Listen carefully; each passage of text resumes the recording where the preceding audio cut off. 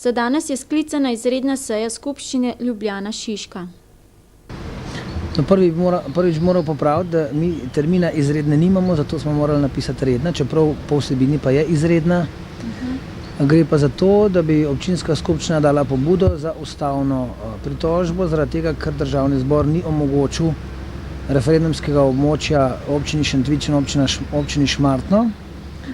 Zdaj, določene skupine poslancev, jaz ne bom namenoma imenoval, ker sem rekel, da se bom zdržal komentarjev, nasprotujejo sklicu, določene skupine pa sklic zahtevajo. Sklic sem bil jaz dolžan narediti zato, ker je tudi ta skupščina že potrdila na eni od predhodnih skupščin sklep, da občina Šiška podpira nastanek občine Šentvid in Šmartno, poleg Medvod in Vodica. Torej, jaz sem bil dolžan to skupščino sklicati. Moram pa zdaj reči, kaj je ura 10:01, da predvidevam, da bo nesklepčna. To je v bistvu vsa vsebina te vsebinsko izredne po protokolu pa redne skupščine. Kaj pomeni nesklepčnost? Nič, to pomeni, da pač bomo pol ure počakali in potem bomo razglasili skupščino nesklepčno in na naslednjo sejo te točke ne bomo več uvrščali, ker bo že prepozna, ker je treba v roku enega tedna treba oddati Ustavnemu sodišču in potem bojo samo še pač normalne skupščine. O proračunu pa še vedno nič. Kje prihaja do teh problemov, da se... Ja, to bi jaz zdaj težko rekel. Jaz sem proračun dobil na mizo, ko sem prišel z enotedenske odsotnosti službene in zdaj jaz bi rekel, izvršni svet je proračun v skladu, kakor ga izvršni svet lahko uskladi, potem ga skupščina potrdi. Kdaj pa bo šlo to na skupščino, je pa čisto, bi rekel, za mene čisto operativno, za tiste, ki pa mogoče, da so nekateri, ki so za, nekateri pa proti, pa stvar udeležbe na tej skupščini. Jaz bom skupščino sklical v čim krajšem možnem roku, zaključni račun in proračun. Vseeno pa so nekatere, predvsem te komunalne zadeve, ki se tudi vežejo na Medvode, naprimer javna dela okrog Zbiljskega jezera, pa mogoče Šmarna gora, pa so vendar vezane na to predsezono oziroma in kako se bodo te zadeve... V osnutku proračuna javnih del ni, čeprav je bilo kot zahteva postavljeno v osnutku teh del ni, ker je treba zagotoviti soudeležbo toliko procentno, da ti potem še Republika in mesto da. Zdaj, če bo šel proračun na skupščino, bodo seveda padle zahteve, da se uvrstijo denarji noter. To pomeni spet prestrukturiranje vsebine proračuna, postavlja se bo tudi zahteva po šoli Sora in tako dalje. Tako da pač proračun je nikoli do konca dorečena zadeva, ko ga sprejme izvršen svet, vse je potem v rokah skupščine. Smo pred skoraj letom dni imeli podoben razgovor. So se odpirale nekatere problematike, pa so še vedno ostale nerešene. Delno ne bi se rešila vprašanje športne dvorane, pa mogoče tiste slavne džamije, nekatere postajajo še vedno odprte. To je tudi osnovna šola v Sori. Se v osnutku proračuna za osnovno šolo v Sori ni namenjenega denarja. Kako mislite, se bodo reševale stvari v tej smeri? Ja, če bi začel s športno dvorano, ker ravno tu nekje pred njo sediva, jaz bi rekel, da nekako sem se tudi jaz zdaj vključil, mogoče bolj po funkciji kot domačin, kot po funkciji občinarja. Zadeve dokaj intenzivno potekajo. Družabniki, ki so vlagali v to dvorano, so nek dogovor sklenili. Jaz sem bil včeraj prisoten na sestanku. Zadnjo ponudbo je dal Kolor. Ta ponudba je, bi rekel, ponudba, ni še popolnoma otipljiva, noter ni nič konkretnega, samo neke zahteve in pa predlogi pod kakšnimi pogoji Kolor sprejme, da bo to dvorano dokončal. Jaz moram reči, da ostali so se strinjali s temi njegovimi pogoji, da so bili zelo zadovoljni, potem smo šli še na kozarc. Zaradi tega jaz moram reči, da jaz sem zelo vesel in bom zelo vesel, če se bo to uredilo. In želim, da bi se to uredilo. Nekega pesimizma ne bi rad trošil krog, no, ampak slabe izkušnje za nazaj me samo malo previdnega dela. Jaz pa želim direktorju Kolorja, da to resnično, kar se je lotil, da dokonča. Kar se tiče džamije, nisem čisto na viru informacij, ampak potencialni kupec, ki je imel že menda predpogodbo s tem gospodom Naimom, se zdaj pri nas ne oglaša več. Bil je toliko pri nas, da smo mu rekli, da ni problem, da tam lahko določeno kulturno zadevo postavi, zdaj se pač ne oglaša več. Poseben problem je pa šola v Sorji. Skupščina je že lansko leto sprejela investitorstvo samo do 3 milijonov, pa samo do projektov in tako dalje. Potem smo mi pač operativno še nekaj več stvari naredili, jamo skopali, pesek navozila. Zdaj pritiski so veliki, očita se občinarjem nesposobnost in določene zadeve. Jaz mislim, da pač to ni res. Da tistih 10 milijonov, ki jih želijo v proračunu, to ne pomeni velika. Jaz zdaj ne vem, a bo prišlo noter, ne. Jaz mislim, da bi se morale poskušati najti tudi kakšne druge variante. Sicer imajo na ministrstvu obljubo za 20 milijonov, ampak jaz bi rekel, taka obljuba, ko oni pravijo, ja, ta prvo dajte vi, bomo dali pa mi, ne. Oni ta prvo dajo denarja spravim, potem bomo pa že mi najdli. Oni samo z besedami še operirajo, še nič denarja niso pokazali. Na take prazne besede jaz jim ne zaupam. Mesto pa jasno. Mesto je pa politika mesta in mestne vlade, ki se ne skriva, pa je, da v zadnjem letu mandata ne bo nič investiralo izven bodočega mestnega območja in tle smo mi dosti nemočni. Mi smo že tistih 40 milijonov, ki smo jih lanske nekako mestu izpulili ali zadržali, že zaradi tega imamo zdaj velike probleme. Ampak mi smo s tistega denarja naredili, šole smo obnovili, veliko šol smo obnovili, glasbeno šolo smo naredili, nekaj smo dali tudi za knjižnico menda, tako da smo mi tisti denar zelo koristno porabili. Glede, če bi ravno v tem smislu postavila trditev, občinski proračun oziroma občina bo letos ignorirala Medvode, ker bodo pač Medvode samostojna občina. Se kaže mogoče take tendence v tem trenutku? Ne, proračun je tako strukturno sestavljen, da on ne more nikogar odškodovati. Razen, če se skupščina odloči, da bo to investicijski proračun, da ne bo to pač proračun, iz katerega se vidijo prihodki in odhodki, ki so za neko revno dejavnost, družbene dejavnosti, šole, vrtci in za plače funkcionarjev, za plače uslužbencev občine, da sem se narobe izrazil, kakšen že jutri na cesti za jezik verjel. Lanski proračun je bil zelo investicijski, letošnji pa pač, kakor sem ga jaz v osnutku videl, ni ravno tak. Sama vsebina proračuna pa ne more nikogar odškodovati. Razen, če se na račun nekaj drugega, recimo, da lanskrat je Regoršek našel 12 milijonov za osnovno šolo na Brsko, je temu je malo vzel, temu je malo vzel, temu je malo vzel. V celoti pa ne more še ene postavke izpustiti, da bi drugo dal noter. Mislim, da proračun Medvod ne more odškodovati. Odškoduje ga lahko drugo.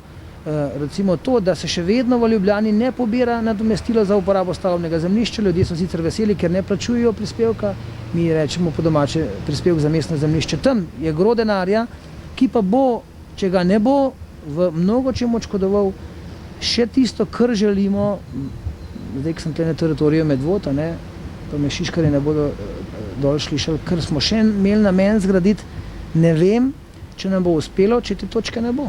Ker to je glavni vir vsega denarja. Naprimer, obljubljen je bil denar za ceste na Katarino, Topol. Naprimer, take stvari so bile obljubljene s strani občine in ravno za te stvari. Ja, to je predsednik izvršnega najbrž obljubljal. Seveda, on je mislil javna dela in zdaj, kako bo skupščina, jaz ne vem. Jaz se bom zavzemal za to, saj je to jasno. Jaz mislim, da to dokazujem že 4 leta. Samo to ni vse v moji moči. Jaz sem v skupščini ravno tako samo en glas, kot vsi ostali. Poglejte, priključek na magistralno cesto pri nogometnem igrišču, sedaj so eni koraki naprej storjeni. V ponedeljek ob 8 začnejo delati. No, to ni prvi korak, to je že drugi korak, ker prvi korak je bil prestavitev nogometnega igrišča, to je bil že narejen v jesenskem delu. V ponedeljek se štarta, dogovori so bili, bom rekel, zdaj so 100% dogovori. krajevna skupnost ima še nekaj obveznosti kot pogodbeni partner, jih tudi upam, da jih bo resničila, predvidevam, da jih bo, a ne.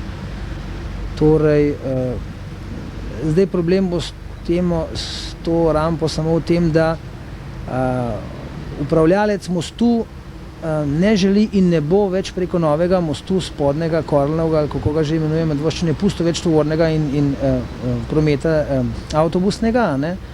Torej bo, ne glede na to, da bo most dokončan, mislim, da trola še ne bo vozila čez, to ni naša krivda, ampak upravljalec je preveč denarja vložil v ta most pa ne dovoljuje troli, ki je težka 25 ton čez, ne.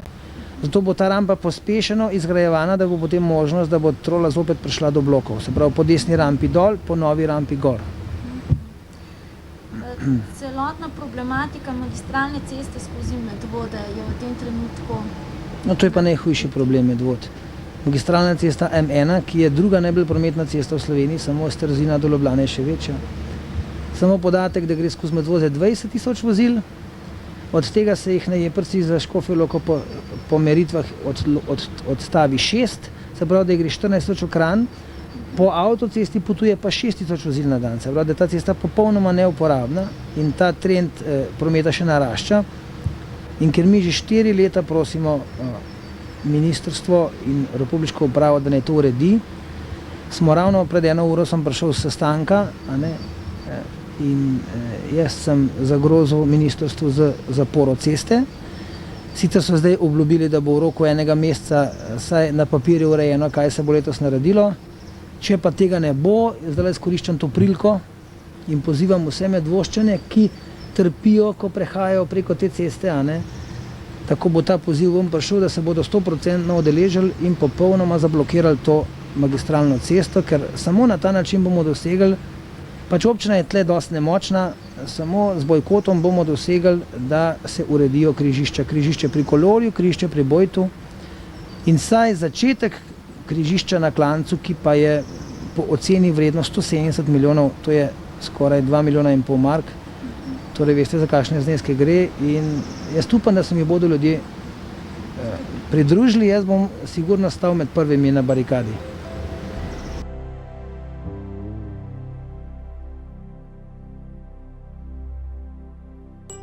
Gospod Petek, kakšno je ekološko stanje v Medvodah, glede na to, da prihajajo stalno pritožbe krajanov o smradu?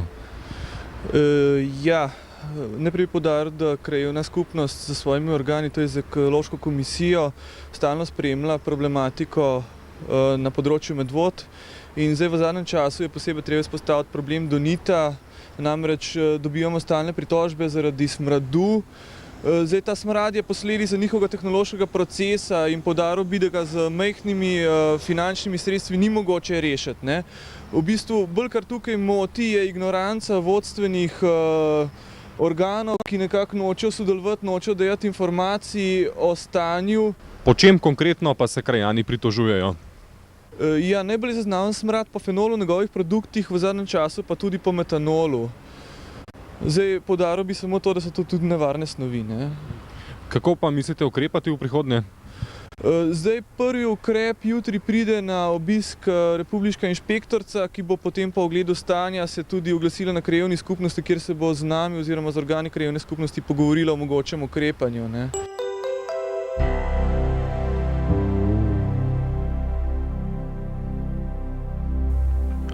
Krajani Valburge in Smlednika ob 100-metrskem popolnoma uničenem odseku republiške regionalne ceste Kamnik-Škofja Loka so upravičeno razbesnjeni zaradi udarnih jam, hrupa in prahu, ki uničuje fasade njihovih hiš in vrtove. Zato so zagrozili zaporo te izredno prometne ceste. Del od Hraž do gasilnega doma je bil asfaltiran lani, za omenjeni del od križišča v Valburgi pa je zmanjkalo denarja. Sedaj, ko je sprejet republiški proračun, je denar sproščen in bi lahko začeli z deli. Vendar pa se je zapletlo v kraju samem, ker še ni rešena zadeva okrog odškodnine za 2 objekta na križišču. Zaradi sorazmerno visokega zahtevka bo investicija presegla določeno kvoto, tako da ne morejo podpisati aneksa in bi morali iti v ponoven razpis. Zato bo republiška uprava za ceste poizkusila še enkrat in bo angažirala še enega cenilca, potem pa presodila, ali graditi samo do omenjenega križišča s cesto Ljubljana-Kranj. Vendar pa hkrati zatrjujejo, da bo ta odcep letos končan in to v vsakem primeru tudi brez rekonstruiranega križišča. Zaradi nevzdržnih razmer pa je republiški inšpektor za ceste izdal odločbo, da mora vzdrževalec tudi ta del ceste urediti v skladu s predpisi, ki omogočajo vsaj minimum varne vožnje, in to do konca tega meseca.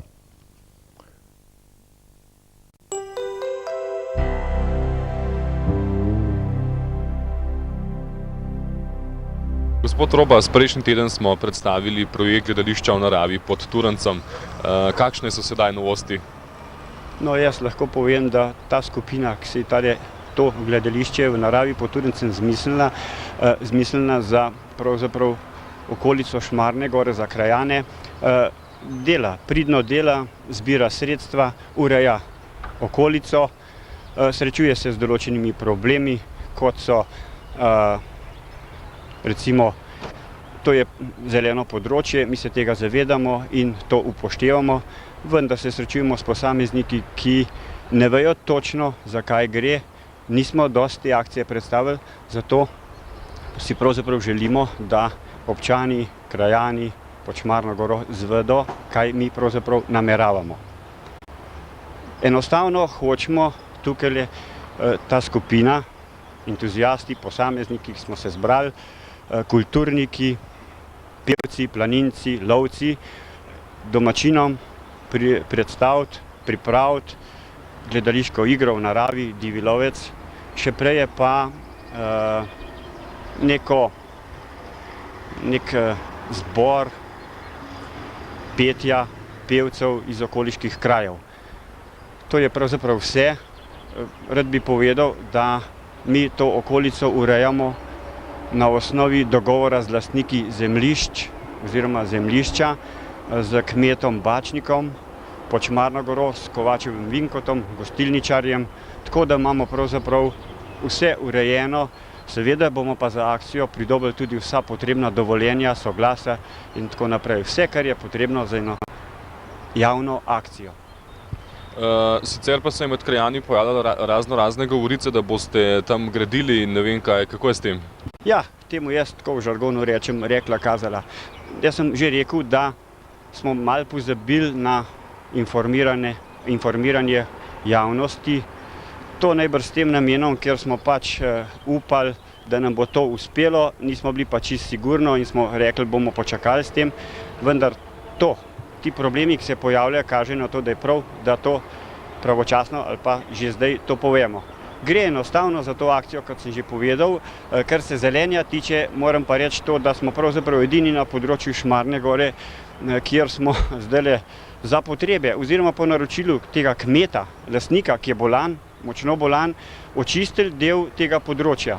Še je dela, če bomo prostovoljci izbrali dost, kako bi rekel, volje, gor je še čez 1000 smrek z lobadarjem, vse to je težko spraviti v dolino, kajti to je v strmini, to je odmaknjeno od komunikacije, od ceste, kamor se pride lahko s traktorjem. Torej do sedaj ni bilo nobenih nedovoljenih posegov v naravo?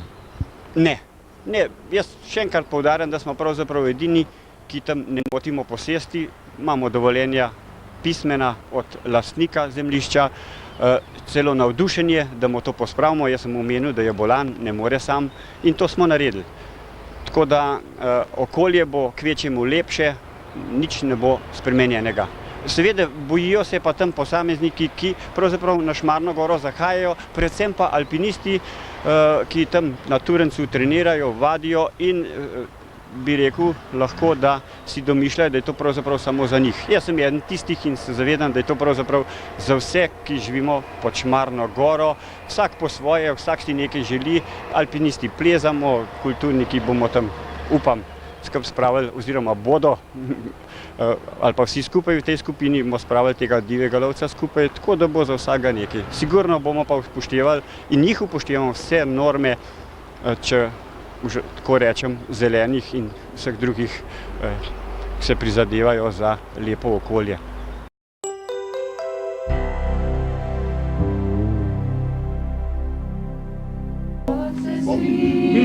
Pa se skriš,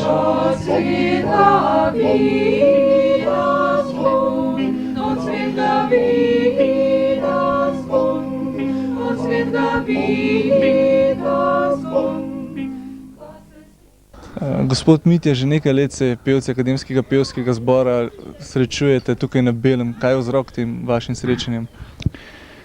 Ja, to je res nekatere generacije, to se pravi tale naša tukaj zadaj, zdaj se tako lepo kadi. Se zbiramo danes tukaj na Belem. To so v glavnem pevci, ki so v Akademskem zboru peli od let 57 do približno 65. Ne. Prva generacija po vojna se zbirajo spet druge in tisti za nami spet druge, po drugimi dirigenti. Tako da mi smo tukaj vsako leto. Tukaj je prav prijetno ta čudovito obnovljena kmečka hiša, ki sta jo naši dve pevki, Alenka in Helena, postavili pravzaprav na novo. Nam z vsem vzdušjem in starimi predmeti in s tem prekrasnim predprostorom nudi reseno, čudovito počutje in kaj vam ne rečem zdaj. No, lahko poveste kakšno iskrico, kakšno anekdoto iz teh let vaših srečevanj tukaj? Ja, seveda mi kot vsi ostali take podobne družbe skušamo obnoviti, bom rekel, spomine iz tistih let ali pa vsaj nekatere anekdote ali pa posamezne situacije. Tako je tudi tukaj pri nas, ko smo še bili aktivni pevci, smo ustanovili recimo v zboru tako imenovani kvartet. To se imenitno sliši, šlo je za 4 pevce, ki so sicer po glasovih res bili prvi, drugi tenor, prvi, drugi bas, vendar nismo nikoli peli. V tej zasedbi smo se tudi tukaj pojavljali in smo vedno pripravljali kakšne štose, ki so jih pevci že deloma poznali, deloma smo jih mi potem seveda aktualizirali, nadgradili in seveda z enim samim ciljem, da smo se nekako spomnili nazaj, kako je to bilo. Vključili smo seveda vsa dogajanja sedanja in tako smo imeli tudi pred 2-3 leti, ko je bila 200-letnica te hiše, tudi za pevce, za naše kolege predstavo, pravo predstavo. Naštudirali smo celo en prizor iz Linhartovega Matička. Prvič v naši karieri kvarteta v narekovaju smo zapeli, tako da smo na nek način prekršili svoje pravilo, ampak nič hudega, to je bil seveda spet samo štos, ker na ta način so nas tudi vsi pevci poznali. Tako da na ta način si krajšamo in bom rekel, na ta način se zabavamo.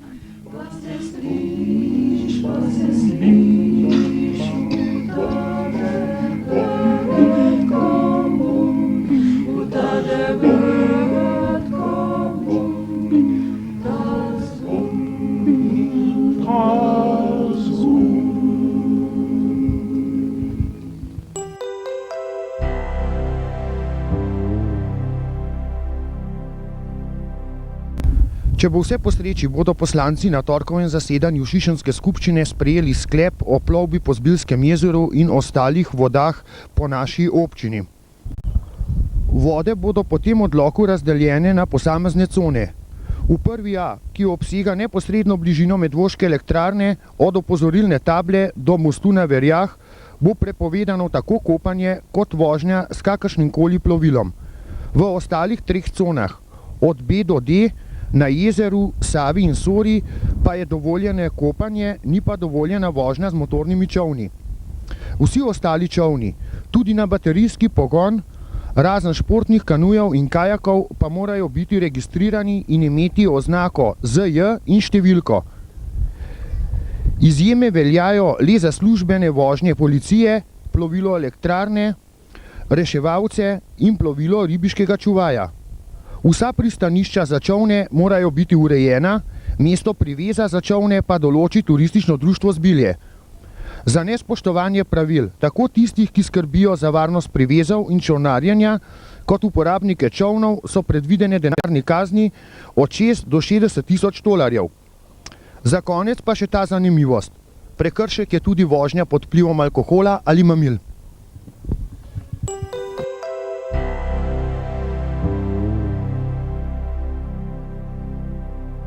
pokazalo poročilo o poslovnih rezultatih gospodarskih pravnih oseb v občini Ljubljana Šiška za leto 1993. Nažalost predvsem to, da je to še ena informacija o izgubah in insolventnosti oziroma nelikvidnosti podjetij. Glede na to, da je leto 1993 zadnje leto, v katerem podjetja še razpolagajo z družbenimi sredstvi, in glede na to, da se za leto 1994 kljub zapletom še vedno predvideva regijska preobrazba sedanjih občin, je letošnje poročilo o stanju v gospodarstvu opremljeno s podatki, ki bolj plastično pričajo o razvoju naše občine. Morda je za današnje stanje najbolj barvit podatek, da je bilo leta 1990 število zaposlenih delavcev v občini 35.798, 2 leti pozneje pa le še 28.488, kar je celo manj kot 20 let nazaj, ko je občina Šiška štela za 17.000 prebivalcev manj. V letu 1993 je bilo izdano večina potrebnih zakonov, ki naj bi v gospodarstvu naredili red. Zakon o lastninskem preoblikovanju je bil dopolnjen s spremnimi zakoni in predpisi. Dana je bila možnost za izvedbo denacionalizacijskih postopkov v podjetjih in kjer je zaudarjalo, so bili sproženi revizijski postopki. Vendar je bilo leto 1992 za odtujevanje družbene lastnine tako uspešno, da so bili poizkusi dokazovanja v letu 1993 precej jalovi. Konec lanskega leta je bilo v naši občini registriranih 3000 podjetij, vendar je od tega bilo delujočih le 2099. V zasebnih rokah je bilo 1880 podjetij, med njimi seveda tudi taka, ki poleg tako imenovanega direktorja niso zaposlovala nobenega delavca. 106 podjetij je v lanskem letu bilo še v družbeni lasti, v zadružni 9 in mešani 96.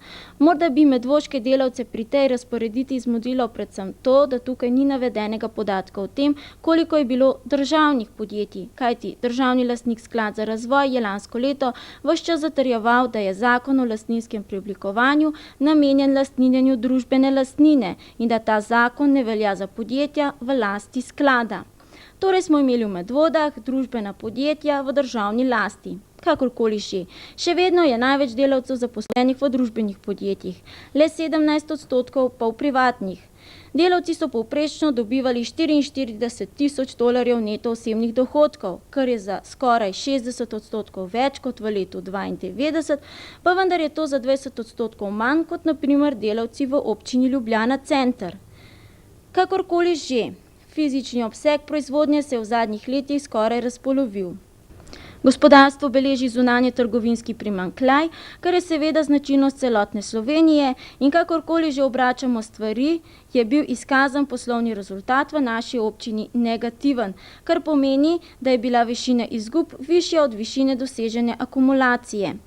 Izgubo je v lanskem letu izkazalo 464 pravnih oseb in na seznamu 35 največjih izgubašev so medvoška podjetja zasedla častna mesta.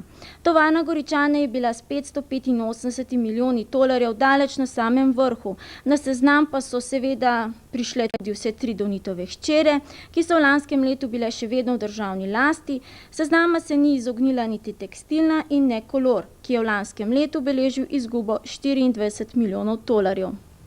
Skupna vrednost dosežene izgube znaša skoraj $5 milijard, kar pa je na srečo za 11% manj od dosežene izgube v letu 1992.